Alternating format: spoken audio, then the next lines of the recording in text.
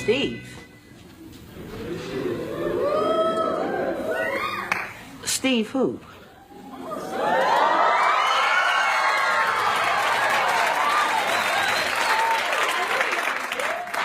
Steve Urkel. You. No. There is no Steve here. I'm Stefan, sweet thing. Welcome back to Detroit's Morning Answer. I know our next guest thought I forgot. Today we're joined by Stefan Padfield, Executive Director of the Free Enterprise Project at the National Center for Public Policy Research. Stefan is a lawyer, academic, and advocate who has worked in private practice, taught in academia, and now leads one of the most prominent conservative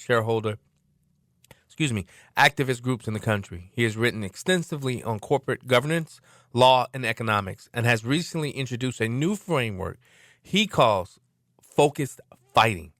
In an era when corporations are pressured into politics and America seems permanently divided, Stefan's work challenges us to rethink how we fight, how we collaborate, and how we move forward. Stefan, welcome back to Detroit's Morning Answer. Thank you so much for having me. I mean, I was laughing out loud on the phone here when you played that clip. That was fantastic. Thank you so much. Hey, you know what? That's going to be your every time you come on, we're going to play that, brother. Maybe I'll get Paul to spice it up, put a little music behind it too. All right, Paul? Excellent. You know, yeah, I read actually your focus fighting. At its core, how do you define focus fighting? Is it a negotiation strategy, a leadership philosophy, or is it a way of life in divided societies?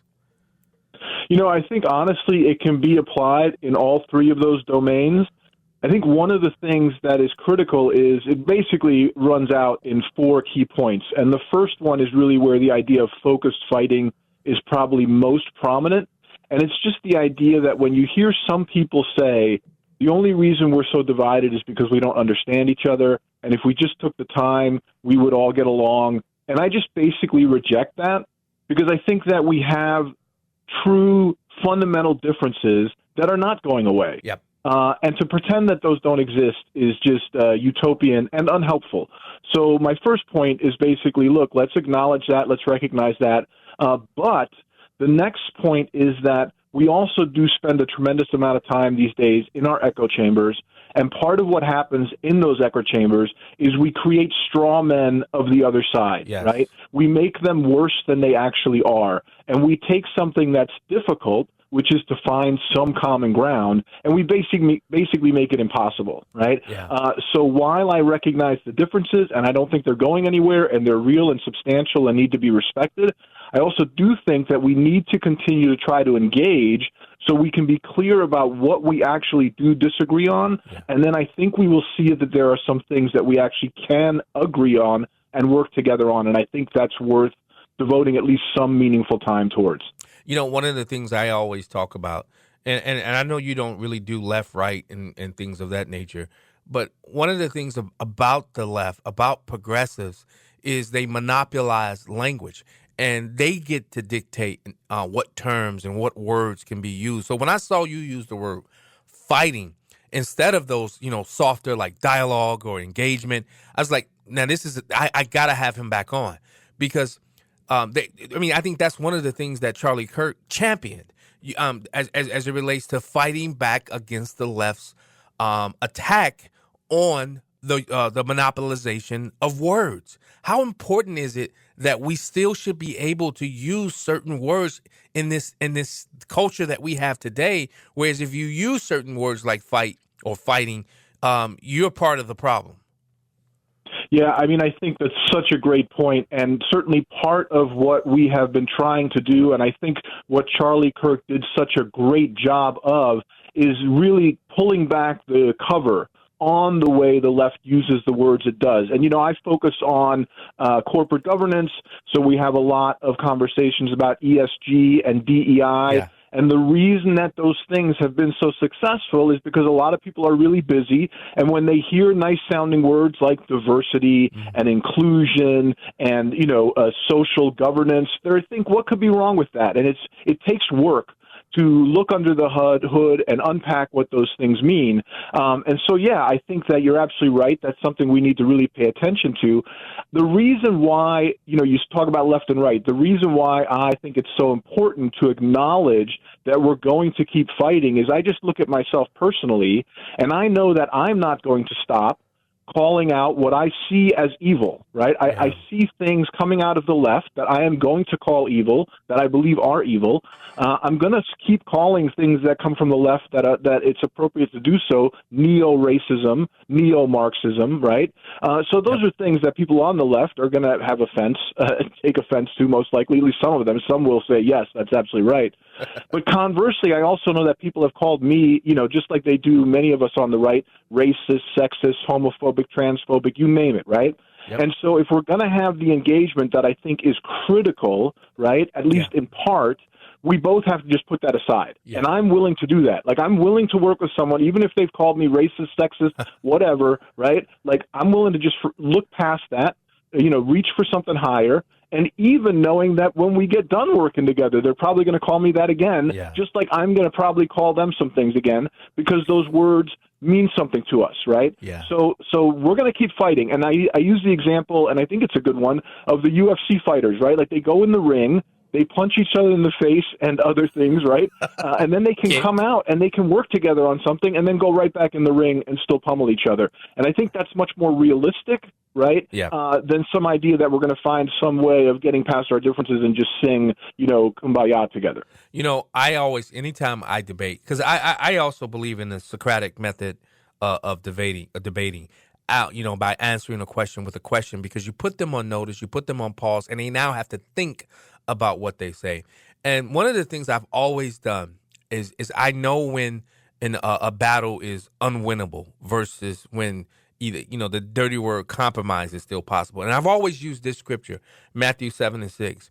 Do not give that which is holy to dogs, and do not throw your pearls before pigs, for they will trample them underneath. And one of the things that I understand about that, pearls are valuable. And when you have information that's valuable, and when you're trying to have a reasonable debate or discussion, when I realize when they start turning to what you just said, name calling and calling you all type of things and out of your name, I automatically know that argument is unwinnable. Is that a good way of approaching these debates so that you don't get into this violence? Because I think it was Charlie Kirk who says, when we stop talking, violence happens. I know I'm brutally misquoting that, but is that a good way of as it relates to understanding when to fight and when to pull back? Yeah, I mean, I think that goes to something. There's another scripture that I really love, which was some version of, and you can correct me if I'm, butchering this, but it's some version of, even a proverb in the mouth of a fool will be useless because he'll say it at the wrong time, right? Like this idea of wisdom is so critical. And he, Charlie Kirk, I mean, I used to listen to him regularly, and he would frequently say, do you know what time it is? And to me, that's all about, there's a time and a place for everything. And so the wisdom to know when we fight, when we double down on fighting, when we put down, our gloves and talk, and the idea of knowing, who are you dealing with? Yep. And is this somebody who's actually acting in good faith? Or is this someone who's just trying to undermine you, to waste your time? Those things require wisdom. And the reality of that being true, that there are people who are going to try to undermine you, who are going to act in bad faith, shouldn't stop us from trying to advance the ball in positive directions, right? Which includes finding some room for compromise, which includes giving some examples of bipartisanship to people, right? Yeah. And also just having an impact. I mean, when I talk specifically about the potential of working with a leftist or a leftist organization on a shareholder proposal, I mean, if we find some common ground on something like, we can talk about this in more detail, but let's say child labor, right? I'm absolutely convinced that we can find common ground on that issue, something that we would both get behind, right? Yeah. If we show up at a company, a S&P 500 corporation, and it's both the left and right coalitions saying we want this, that's not even going to get on the proxy because they're just going to find a way to work with us, right? Yeah. So you can have a positive impact that I think is worthwhile pursuing. But all of those things are true at the same time, right? Yes. There's people you don't want to work with. There's people who are going to try to waste your time, people who are going to undermine you. And at the same time, I truly believe that there are people that we actually can reach across the aisle towards and make a positive impact, both like discreetly on one issue, but also more broadly just by giving an example of that, right? I mean, it used to be like that. You hear stories about politicians from, 20 years ago, and they talked about how hard they fought in the chamber, and then they would go out and have a drink together, right? Like that was something that happened, and now we've just seemingly completely lost that. One of the things that I always used to love about Charlie and his debate style is he would always say, okay, we have clarity. And I think sometimes that coming to a point of clarity, it makes the opposing argument, it makes them kind of step back and say, wait a minute, why is he saying clarity? How important is clarity when in your focused fighting? I think it's very important, but I want to, how important is it to have clarity so that you can then continue the fight? Yeah, it's critical because, again, going back to this idea of one of the problems here is that both sides live in their echo chambers, right? And even if you are aware of that and try not to, given the way in which the news flow goes these days and where we get our information, I still am shocked sometimes when a story will come up and I'll hear it from somebody, even on the right, like there's echo chambers within, right, within sort of that broad tent. How many times there'll be some news story that some person is completely up on and I've never even heard of, because as much as I try to have a broad, funnel of information, it still gets echo chambered to some extent. Yeah. So the clarity is so critical. If we don't take the time to get clear on where we're correct and where we're wrong and what they actually believe, right? I mean, there's this great technique from, I worked in counseling for a number of years, and there's this great technique where when you're engaging with someone in that setting, you want to first make sure that you understand what they're saying by giving back to them what they just said, right? Like, I understood you just have said this. Is that correct? And a lot of times they'll be like, no, that's not what I said, or at least that's not what I meant. So you get to clarity and you get to a point where, like, okay, now I understand what you're actually saying, what you're for, what's not on the table, right? And again, now we can talk about, okay, given that you have these issues and I have these, and these are my non-starters and those are your non-starters, but there actually looks like there's this thing here in the middle where we have some room to talk about doing something together. And again, I just think that's worthwhile. And I'm really just talking about, I'm not going to stop doing what I'm doing for the most part of the day, which is trying to get corporations back to neutral and away from being so, taken over by the left and politicized. But to just take an hour, right, in a week potentially to advance something like this, I think is worthwhile. I found this quite interesting about your article, because you connect focused fighting to compartmentalization. Why is that skill so vital in an age where disagreement often feels totalizing? Yeah, I mean, I think if we can't compartmentalize the fact that people are passionate, they're going to say things that are offensive, right? And we can't sort of put that in its own box and say, I might come back to that later. I'm not going to forget it, but I'm going to focus on something else right now, something, that is a higher goal, let's say, right?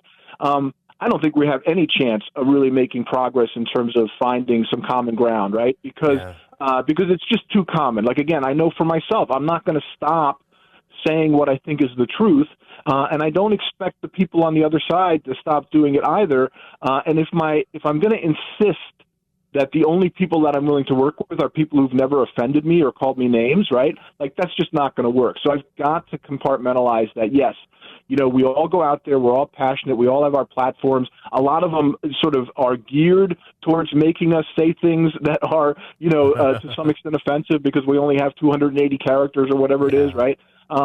So I just absolutely believe that if we want to make some progress and move back towards some form of unity, which really is just like, hey, let's just not have a civil war, right? Like, let's just stay on some where nobody gets everything they want, but there's enough compromise that we think we can live together. We have to compartmentalize the fact that people are going to say and do things we don't like, but we can still potentially find some common ground. Here's a question. And I'm percolating in my mind how to pose this. How would you apply focus fighting to a lot of the divisive cultural debates? Like I think about immigration, I think about gender identity, or even race, because so many people feel like when you do all that, um, compromise often feels like betrayal.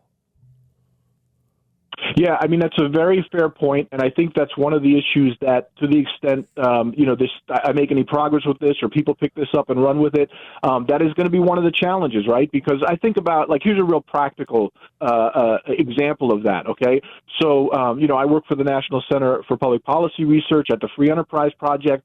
We rely on donations, right? Like, is it possible that if I were to advance a proposal with a left-leaning organization, that some of those donors would take that as some form of betrayal, right? Like, that is a risk. Yeah. On the other hand, I do believe that there are a lot of people, both on the left and right, who are desperate for some evidence that this is still possible, right? Yes. So you might lose some donors, you might gain some donors, right? There's no action without risk. I mean, I'm very I'm a big fan of quoting Thomas Sowell on there are no perfect solutions, there are only trade-offs, which is basically just another way of saying there's always a risk. So that risk that you are going to be perceived as turning your back on or giving up on the cause, that's a reality. I think it's important, though, to have the proper framing, which is, I think, a better way of saying it is just to stick to the truth, which is, look, I'm not going to stop, spending the bulk of my time fighting to get these corporations back to neutral, fighting to get the leftist takeover out, right? So you can count on that, and you're going to see that. But I'm also going to take, 1 hour, once every 2 weeks to see if we can also do something that does something we all believe in, right? Like the ultimate goal is not going to be something where we sacrifice, because that doesn't do anybody any favors, I think. So there is that is a risk, but I think it's one worth taking on head on, and I think there's a way to do it to get people to understand that, no, you're not turning your back on them, you're not betraying them, you're actually moving the ball in the right direction to get to a place that we can basically live together, and that includes getting these corporations back to neutral, because I do believe on most issues, those are 80-20 issues, right, at the end of the day, some of the craziness, right? Yeah. So the common sense of the common man will ultimately win. When I think about the language of the left, and how they control it through, and they use tools, DEI. They used to use affirmative action. And when you think about how they control the left, it's truly about silencing the opposite opinion or view of an individual so that you stay silent. I personally believe that the assassination of Charlie Kirk was to cower people into corners where they shut up. And I saw that last night at an event where I moderated a debate last night, pretty much.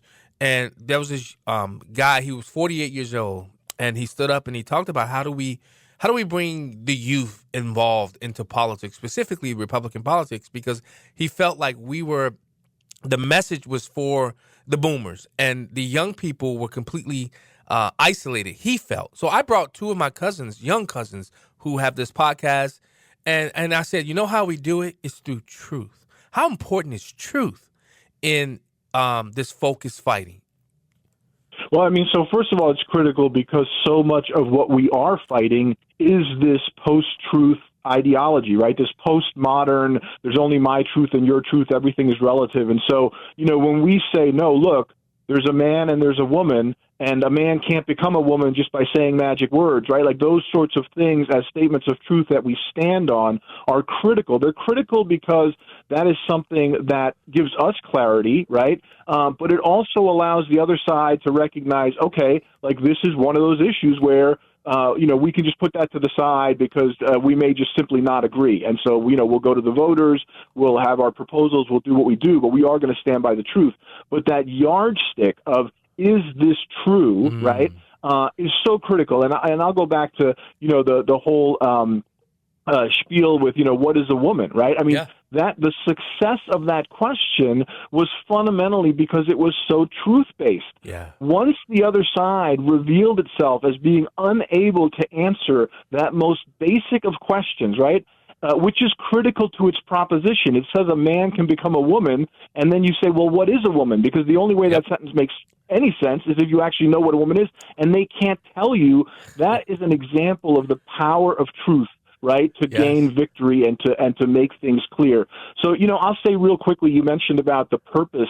Who knows at the end of the day on some level, but if the goal was to silence people, if the assassination of Charlie Kirk was in part to try to terrorize people into silence, it was completely neurotic. Because I'll tell you what, I think for every action like that, and certainly in the case of Charlie Kirk, hundreds of thousands of people woke up and got up off the sidelines and says, I'm going to now step in and start speaking the truth, because that is not going to fly, right? You are not going to terrorize us into silence. So if that was the goal, it completely backfired. We see that in the church revival as well. People saying I just suddenly really saw evil. I saw evil on October 7th. And I saw evil with Charlie Kirk, and it's a thing, and I'm going back to church, right? It has just backfired if the goal was to silence us or to somehow have us, give up our faith. It's completely done the opposite. Wow. Stephen? Who? Oh, man. I always enjoy our conversations, Stefan Padfield.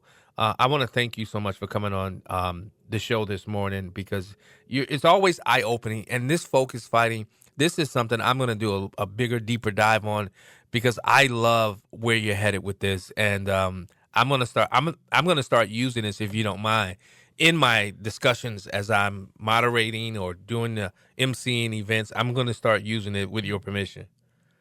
Thank you so much. That's wonderful. I really appreciate that. That means a lot. Yeah, I'll give the author credit, though. I'll make sure I do that. Well, I want to be clear. I don't even know if this is an original idea. This could be, I don't even care. It could be somebody else's. But one way or another, the substance of it is, I think, what's important. Yeah, I agree. Thank you so much for joining us on Detroit's Morning Ask. Hit him, Paul. We got a little. I'm Stefan, sweet thing.